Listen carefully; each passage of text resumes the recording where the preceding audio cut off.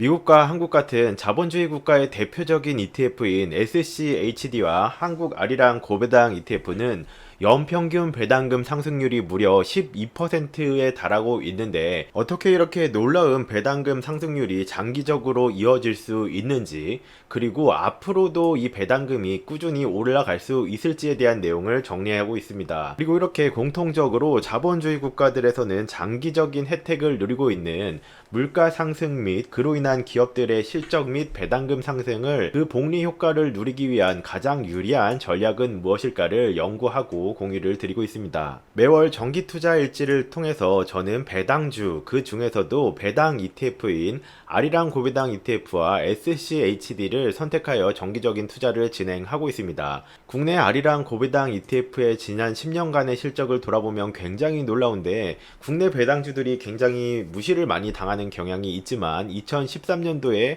한 주당 배당금은 260원 수준이었던 것이 2023년도에는 730원까지 꾸준하게 인상이 되면서 무려 연평균 배당금 상승률이 12%나 되고 있는 대상이며, 미국의 SCHD 또한 배당주 투자자들에게는 굉장히 유명한 대상으로 13년도에 한 주당 배당금은 0.9달러였던 것이 2023년에는 2.5달러로 무섭게 상승을 하면서 역시나 연평균 배당금 상승률은 12%에 달하고 있는 상태입니다. 시가 배당률로는 아리랑 고배당주의 경우에는 6.5% 전후이며 SCHD의 경우에는 현재 3.5% 전후의 배당률을 보이고 있는 상태입니다. 배당주들이 앞으로도 기업들이 성장해 갈 수 있을까라는 부분에서 투자자들을 굉장히 괴롭히는 주제 중에 하나는, 이미 선진국이 된 국가들은 공통적으로 겪는 문제가 있습니다.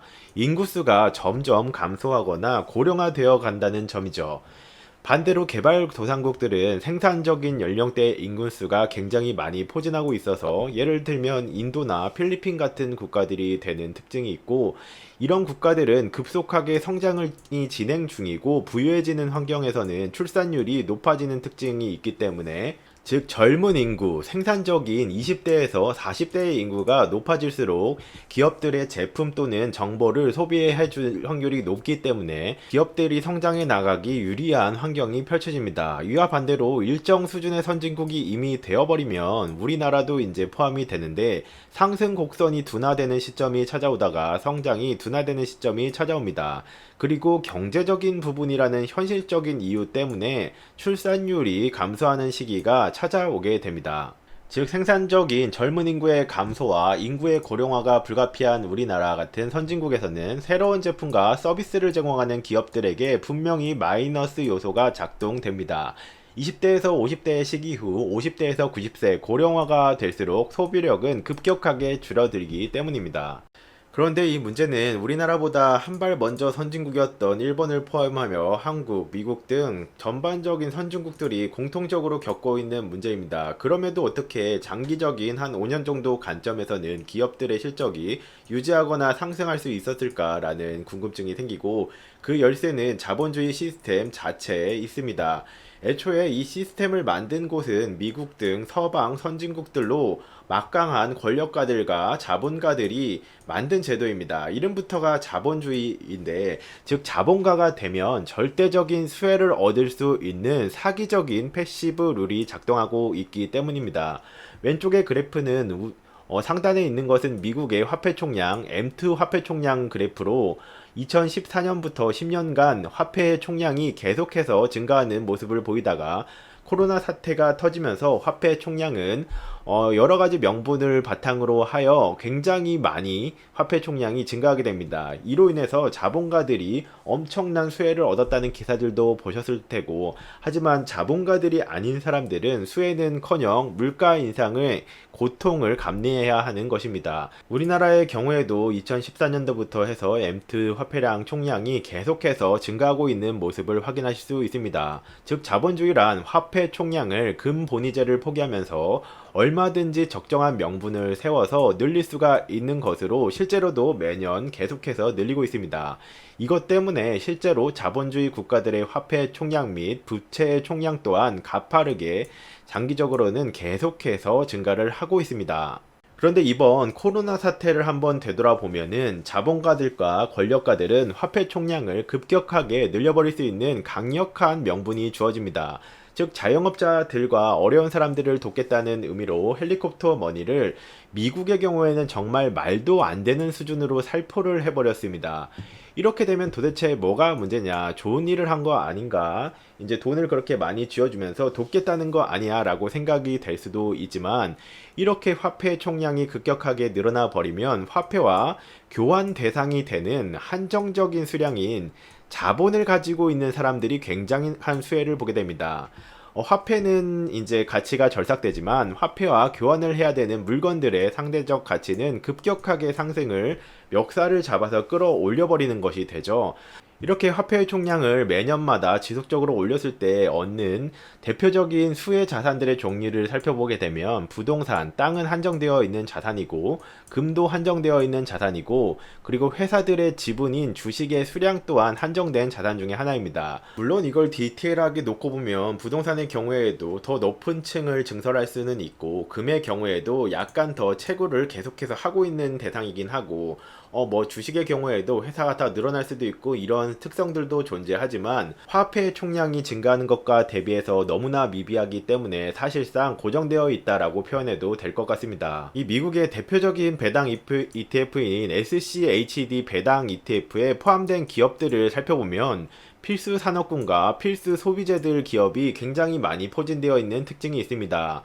이 화폐 총량이 증가하는 것이 과연 기업들에게 구체적으로 어떤 수혜를 입는가를 살펴보기 위해서 콜라의 예시가 굉장히 좋은데 2023년도 올해에 1만 개만 팔리고 10년 뒤에도 콜라가 1만 개만 팔리면 이 기업은 어떻게 될까? 하나도 성장을 하지 못하기 때문에 망하게 될까라는 기준을 세워서 살펴보면 실제로는 실적과 배당금이 1.5배 이상으로 인상될 수 있습니다. 이게 무슨 말인가? 현재 기준으로 1만 개 팔리던 것이 10년이 지난 시점에도 단 1%도 성장하지 못했는데 어떻게 실적과 배당금이 150% 이상으로 인상될 수 있다는 말이지? 라는 생각이 드실 수 있겠지만 이 부분 또한 물가 상승률에 이 비밀이 숨겨져 있습니다. 20년 전에는 2003년도에는 콜라 한 캔이 500원이었던 시절도 있을 것이고 10년 전에는 실제로 콜라 한 캔을 1000원 주고 사 먹었던 기억이 저에게도 있습니다. 그리고 지금은 콜라 한 캔을 편의점에서 1,700원에서 1,900원을 주고도 사 먹고 있는데 2033년 10년 뒤가 되면 콜라 한 캔의 가격이 물가 상승률 때문에 1.5배 더 곱셈이 적용돼서 3,000원을 주고 1.5리터 콜라가 아닌 그냥 콜라캔 하나를 사 먹어야 될 수도 있는 환경이 이 자본주의 시스템 자체에서 일어나고 있습니다. 즉 코카콜라와 펩시콜라 같은 회사는 똑같은 수량만 팔더라도 실적에 150% 곱셈이 적용될 수 있는 것입니다. 아주 자본가들은 기가 막힌 시스템을 구축을 해놓았다라고 저는 평가를 하고 있습니다. 즉 자본을 가지고 있는 사람들에게 너무나도 유리한 패시브 룰이 적용되고 있는데 똑같은 수량만을 팔더라도 실적이 곱셈이 적용될 수 있는 구조를 만들어 놨습니다. 기업들을 소유하여 직접 운영하는 경우에도 굉장한 혜택을 얻을 확률이 높고 주식 같은 것으로 소유를 많이 하고 있는 자본가들에게 굉장한 유리한 패시브 룰이죠. 복리의 마법의 혜택을 자본가들이 얻을 수 있는 시스템 자체를 자본주의에 구축해 놓은 것입니다. 그렇다면 반대로 이 기업들의 제품을 소비만 하는 사람들에게는 어떤 룰이 적용되는 것인가를 살펴보면 굉장히 무서운데 매년마다 복리로 물가가 오르니 점점 더 환경이 어려워집니다.